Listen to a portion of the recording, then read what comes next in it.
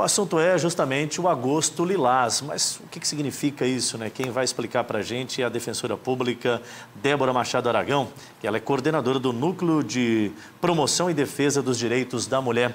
Doutora, seja bem-vinda, boa tarde, satisfação ter você novamente aqui. Muito obrigada, Adilson, tudo bem?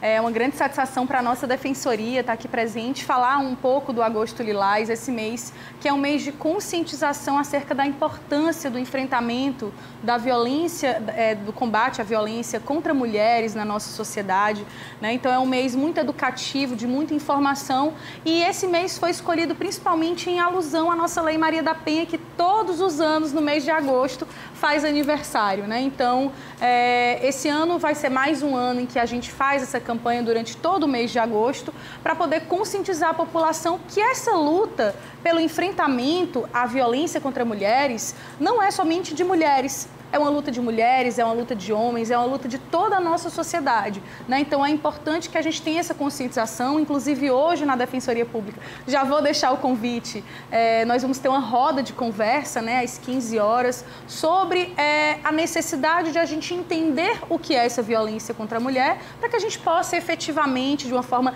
eficaz, combater a violência em todos os níveis, né? Não somente entre homens e mulheres, mas conscientizar crianças, conscientizar adolescentes, conscientizar todas as pessoas da nossa sociedade da importância de a gente erradicar a violência contra a mulher na nossa sociedade, que ainda é muito presente, né? Doutora, a gente consegue hoje ter uma noção, eu não sei se tem dados específicos sobre se nós temos mais notificações ou se nós estamos realmente com um crescente volume de agressividades ocorrendo a cada momento, porque a gente sabe que os números são drásticos. Sim. Só que também, quanto mais falamos, mais a gente encoraja, empodera e dá a devida condição para que a mulher, ela faça valer o direito que ela tem, porque é necessário que se denuncie. Sim. Então, existem mais notificações ou também o crescente número de agressões é uma realidade no país? Eu acredito que as duas coisas. Hoje em Rondônia, falando um pouco de dados, nós somos o primeiro estado, é o primeiro lugar, né? E isso não é mérito nenhum, isso na verdade é algo para lamentarmos. É o estado que está em primeiro lugar nos altos índices de feminicídio. Esse é o primeiro lugar que ninguém quer chegar, esse é o né? primeiro lugar que a gente não quer chegar, né? A gente já vinha noticiando isso e acompanhando isso pelo Anuário Brasileiro de Segurança Pública, né? Que é um sítio eletrônico onde nós fazemos o acompanhamento desses dados, e durante o período pandêmico a violência contra mulheres aqui no estado de Rondônia já era alarmante. Nós tínhamos um percentual de 240% de aumento de feminicídios e 140% aproximadamente dos índices de outros tipos de violência contra mulheres, né? E hoje esses dados eles estão refletindo nesse primeiro lugar que nós temos. Então eu acredito que é um pouco dos dois. Existe de fato um aumento de notificações. Na questão da notificação, eu acredito que tem que comemorar que esteja acontecendo. Sim, com certeza. Porque a gente só vai conseguir combater... Com dados. Com os dados, com né? Os dados. Porque daí se identifica a necessidade de maiores investimentos, de Sim. políticas públicas mais apimentadas justamente para fazer cumprir a lei e por aí vai, né? Sim, e assim, política pública a gente só consegue fazer a partir de dados, né? Então, se nós não temos dados, nós não conseguimos fazer política pública porque nós não conseguimos ver a necessidade de investir em determinadas políticas públicas. E a violência contra a mulher, de fato, houve um aumento de notificação que pode tanto ser provocado pelo aumento de violência contra mulheres, porque hoje na nossa sociedade a violência contra mulheres, apesar de todas as campanhas que se fazem, de todas as conscientizações que se promovem, ainda é uma crescente no nosso país. Isso é uma realidade que a gente enfrenta. Mas nós temos também um aumento de informação em educação e direitos também. Então, isso implica em a mulher saber que ela de fato é vítima de violência. Porque muitas mulheres estão em situação de violência e ainda não sabem que estão em situação de violência, seja a violência psicológica, né? E a Lei Maria da Penha... Quando fala violência, só imagina a agressiva, só imagina a contato violência, físico, né? Isso, só imagina a violência física. E a nossa Lei Maria da Penha, ela traz 5 tipos de violência, né? Não é somente a violência física. É a violência física, que é a mais conhecida, a violência psicológica, a violência moral, a violência sexual e a violência patrimonial, né? Então, nós temos um leque abrangente de tipos de violência, e a Lei Maria da Penha Penha, ela não é taxativa quanto aos tipos de violência, ela é exemplificativa, porque fora as violências que estão previstas na Lei Maria da Penha, que são violências que são cometidas contra mulheres no âmbito doméstico familiar, nós temos também outros tipos de violência, que são a violência política, violência institucional, que em regra não acontecem no âmbito da violência doméstica e familiar, né? Mas hoje nós temos, de fato, ainda temos um índice muito alto de violência contra mulheres dentro dos lares. Então, os lares ainda são o local onde as mulheres estão mais submetidas a violências. Então, é impressionante, né? O local que era para estar muito mais acolhida, né? É o lugar que você está mais exposta, exatamente, lamentavelmente. Isso é uma questão cultural. Sim. É triste isso, mas é uma realidade. E a gente não consegue também assimilar por que há um volume tão grande, até porque leis rígidas nós temos. Nós temos a Lei Maria da Penha, que, assim, se a gente for comparar com o corpo legislativo que nós temos nos países de combate e enfrentamento à violência contra a mulher, a nossa Lei Maria da Penha é considerada a segunda lei mais contundente, mais eficaz, né? Então, nós temos diversas previsões na Lei Maria da Penha, não somente para enfrentar a violência, mas também para prevenir essa violência, né? Então, existem medidas protetivas de urgência para evitar que maiores violências aconteçam, né? Nós temos a questão da educação em direitos dos grupos reflexivos, para que a gente possa conscientizar a população, a educação em direitos propriamente dita, e aí eu vou citar, mencionar um projeto que nós implementamos na Defensoria desde 2022, que foi em parceria com a CEMED, que foi uma aplicação da Lei 14.164, que trouxe a necessidade de inclusão de conteúdos de combate à violência contra mulheres na educação básica fundamental, né? Então, nós começamos um projeto nas escolas, não somente no ensino infantil, no ensino fundamental, mas também no ensino de jovens e adultos, né? No EJA, no período noturno. Acho que esse é o grande X da questão, você trazer a cultura, né? Você faz isso dentro da escola, no processo de formação, e aí você vai debatendo e debatendo E você evita que os ciclos de violência se formem ou que se perpetuem, né? Porque a violência, ela é algo aprendido, não é algo natural do ser humano, é algo aprendido. O patriarcado, né? A objetificação de mulheres é algo que é aprendido, não é algo biológico, né? Então, se nós conseguimos entrar nessas escolas, né? E trazer essa educação para as crianças passam a observar e dizer, opa, isso aqui não é certo. Então, elas não aprendem esse comportamento e não reproduzem esse comportamento na fase adulta, na adolescência, né? E as mulheres idem. A mulher, se ela cresce em um ambiente onde ela vivencia violência contra a mãe, contra a avó, contra a tia, contra ela mesma, né? Um ambiente violento, ela vai naturalizar essa violência e vai muitas vezes compreender essa violência como uma forma de amor, né? Então, o ciúme excessivo, não, ele é assim porque ele me ama, né? E não é. As relações, elas não podem comportar nenhum tipo de violência, né? As relações, elas têm que ser salutares. E para elas serem salutares, em todos os níveis, elas não podem ter dentro delas esse tipo de violência, né? E essa educação em direitos, essa informação, né? E aí eu incluo aqui essas entrevistas, né? Que a gente chega até a casa dessas mulheres, desses homens, né? Dessas crianças. A gente está aqui, enquanto eles estão almoçando, elas estão almoçando, a gente está aqui conversando sobre isso. Ela é importante para que a gente quebre um ciclo de violência ou nem inicie esse ciclo, né? Que é o que a gente quer. A gente quer prevenir. A gente não quer ter mais números para lutar contra a violência, né? Então, ter mais feminicídio para a gente ter uma política mais enérgica. A gente quer que não tenha feminicídio. A gente quer que não tenha violência contra a mulher. Doutora, né? O Ministério Público, a Defensoria, entre outros órgãos e até a própria gestão atual do Estado e município, a gente observa que políticas estão sendo implementadas em condições relativamente, porque não consegue se atender à grande demanda que existe, estão sendo dadas de alguma forma, né?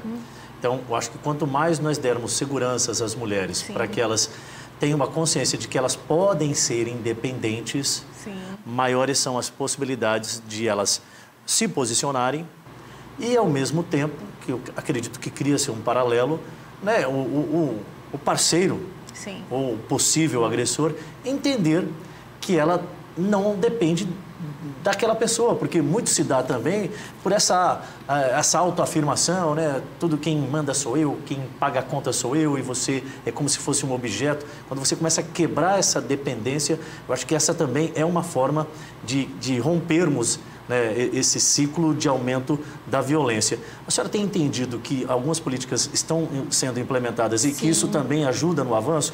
Está avançando? Sim, está avançando. Nosso Estado, inclusive, nós temos a questão de um valor que é pago, né, para essas vítimas de violência por um período, né, estabelecido também em lei. Nosso Estado é bem avançado com relação a essas políticas. No nosso Estado, nós temos uma rede de enfrentamento, que é a Rede Lilás. E aí eu vou reverenciar todas as minhas colegas e aos meus colegas que fazem parte da rede, que constroem essa rede. E essa rede, ela tem todo um amparo para essas mulheres, né? Então, e tem Defensoria Pública, tem Ministério Público, tem o Tribunal de Justiça, tem o Tribunal de Contas do Estado, né? Temos organizações da sociedade civil, né? Tem a Associação Beradeiro, a própria Secretaria também de Assistência Social. As próprias Secretarias de Assistência Social, CREAS, né? O CAPES, o CRAS. Então, nós temos uma série de instituições que atuam, o CREAS Mulher, né, principalmente, que é uma porta de entrada para auxiliar essas mulheres. Nós temos uma casa-abrigo para que essas mulheres vítimas de violência que não têm para onde ir possam ir, né? Podem ir com seus filhos, são protegidas, são preservadas. Nem eu sei o endereço da casa-abrigo, porque ninguém da rede pode saber, somente quem é da casa-abrigo, exatamente para que essas mulheres não estejam expostas, né? Então, hoje, além da informação, nós temos toda uma rede de proteção que essa mulher pode procurar qualquer instituição da rede, que ela vai ser encaminhada, a Delegacia da Mulher, que eu esqueci de falar, mas que tem uma equipe de pronto atendimento, a Patrulha Maria da Penha também. Até para que também fique né? bem claro, né, doutora, a Delegacia da Mulher, lamentavelmente, ainda não temos o efetivo necessário, a quantidade específica.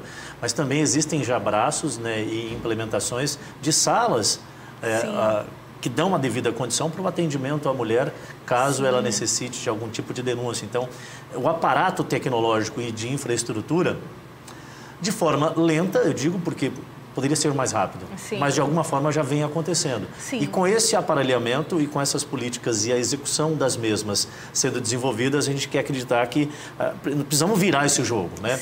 Esse mês, que é intitulado o mês Lilás. Do Agosto Lilás. Do Agosto Lilás, né?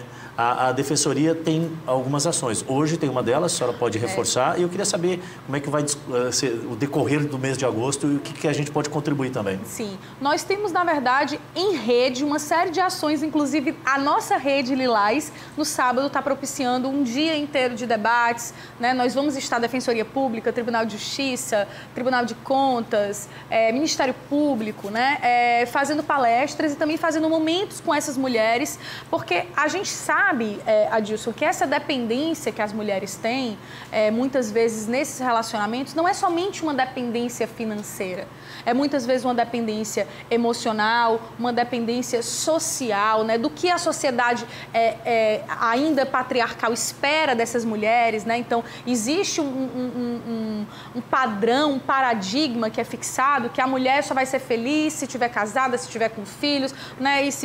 Enfim, tem todo aquele padrão social que é esperado dessa mulher. Então, tem também uma dependência social de que, se eu me separar, como é que eu vou ficar perante a sociedade? Então, tem toda a nossa rede tem todo um aparato para ir desconstruindo esses padrões dessa mulher, para que ela possa, de fato, ser livre. E aí eu gosto muito de usar, e eu uso muito essa frase, que é uma frase da Maria da Penha, que a vida começa quando a violência termina. Então, a gente trabalha com essa máxima para que essa mulher não seja mais submetida a nenhum tipo de violência, né, no seu ambiente familiar, no seu ambiente doméstico, e que ela possa construir relações salutares. Então, falando das ações, hoje nós temos essa roda de conversa, no sábado nós temos esse dia inteiro com a nossa rede, né, e é um trabalho em rede que é muito bonito, né, então vai ser na Praça Céu, né, então é aberta ao público, quem quiser ir, né, vai ser muito bem-vinda, muito bem-vindo. A gente tem uma alegria de receber as pessoas e de fazer Tá ruim? Não, eu preciso falar com a minha produção. Ah, tá. Então, a gente tem uma alegria em receber, em dar esse amparo, né? Então, fora essas ações, a gente tem grupos reflexivos na Defensoria Pública. Agora a gente está com um projeto também de implementar grupo reflexivo para homens, seja, né? Porque é um trabalho muito intenso. É um trabalho muito intenso, né? E algo que tem que ser batido constantemente dialogado, né? As equipes são multidisciplinares, né? Então, a equipe do NUDEM, por exemplo, é uma equipe que conta com psicólogas, que conta com assistente social, né? A equipe jurídica, tem conseguido também crescer a participação de homens também nesses debates? Porque eu acho que é claro que a mulher precisa, e o foco principal é ela, mas é muito importante também que a gente quebre esse estigma de que, deixa que elas resolvem. Não, acho que o homem acho que a peça fundamental para também se tornar um multiplicador no combate a esse tipo de violência. Eu acho que todas e todos que compõem uma sociedade são protagonistas no enfrentamento a essa violência contra a mulher tão crescente. As mulheres, porque tem que ter essa conscientização, né? E a gente tem que proteger nossas mulheres, mas os homens também. Eles são aliados nessa luta, né? Nós precisamos que os homens também encampem essa necessidade de a gente combater a violência contra as mulheres na nossa sociedade. Porque de nada adianta somente as mulheres estarem nessa luta. Se os homens não estão, e aí eu cito aqui... Até porque a ideia é somar, não é dividir, A ideia é somar, porque né? Aqueles que jogam contra, parece que, estão criando uma divisão. Não, pelo contrário, está se unindo cada vez mais. E a ideia é que nós temos uma sociedade sem violência. Né, que não exista violência contra mulheres, né? E aí eu vou até citar o trabalho do nosso desembargador Álvaro, ele está muito à frente nessa luta aqui no nosso estado, né? E ele tem feito muita diferença. É um homem que uma inspiração para outros homens também fazerem esse enfrentamento à violência contra mulheres. Sobre né? esse ponto específico, acho que os homens também têm que se pronunciar, têm que contribuir. Sim. E mostrar que a luta é de todos. A luta é de todas e todos. E o ganho é de toda a sociedade. Sim, a sociedade ganha como um todo e é isso. As relações, elas têm que ser construídas sem violência, né? E a gente precisa ter essa consciência de que a vida só pode começar quando a violência termina e proteger as mulheres dessa violência que ainda é tão alarmante, que ainda é tão crescente, né? Os dados, eles são extremamente preocupantes ainda. Por mais que a gente tenha essa conscientização, a gente tenha esse trabalho intenso de educação em direitos, né? A gente ainda verifica na prática um alto índice de violência, que pode se dar, claro, né? Pela informação, que aí mais mulheres se sentem encorajadas a denunciar, e é importante que denunciem, e também pelo aumento de violência que a gente sabe que lamentavelmente ainda tem crescido, né? Doutora Débora Machado Aragão, defensora pública, coordenadora do Núcleo de Promoção e Defesa dos Direitos da Mulher, nossa convidada do programa de hoje. Eu atrapalhei até o raciocínio dela, né, perguntando para a minha produção o que eu ia fazer aqui. Mas tudo bem, que bom ter você aqui conosco, doutora. Seja sempre bem-vinda, sempre que quiser debater o assunto, tiver programação relativa à conscientização das pessoas em participar exaustivamente desses debates, a Band está totalmente aberta. Muito obrigada, Edilson. Eu agradeço o espaço em nome da Defensoria Pública e desde já deixo a Defensoria Pública de portas abertas. O nosso núcleo, a gente faz o atendimento presencial na Avenida Jorge Teixeira, Jorge Teixeira, né? Jorge Teixeira, 1722, né? As portas estão sempre abertas e saibam que vocês têm, mulheres, uma rede inteira de enfrentamento à violência contra mulheres e nós estamos aqui para auxiliar, para amparar, para dar para ajudar nessa ressignificação da vida da mulher que sofre violência, né? Para que quebre esse ciclo de violência. Então, muito obrigada pelo espaço, muito obrigada mais uma vez, que esse espaço é sempre aberto para a gente, para a Defensoria Pública, e a gente fica à disposição de vocês também. Perfeito. Só para recapitular, a Defensoria fica na Jorge Teixeira, 1722. Sentido aeroporto, é um cadinho para lá da Pinheiro Machado, né? Sim, é um pouquinho da Pinheiro Machado, é isso mesmo. Depois passou a Pinheiro, sentido aeroporto ali, você vai encontrar um prédio bem de esquina, é bem fácil de ser localizado. O assunto é justamente o Agosto Lilás.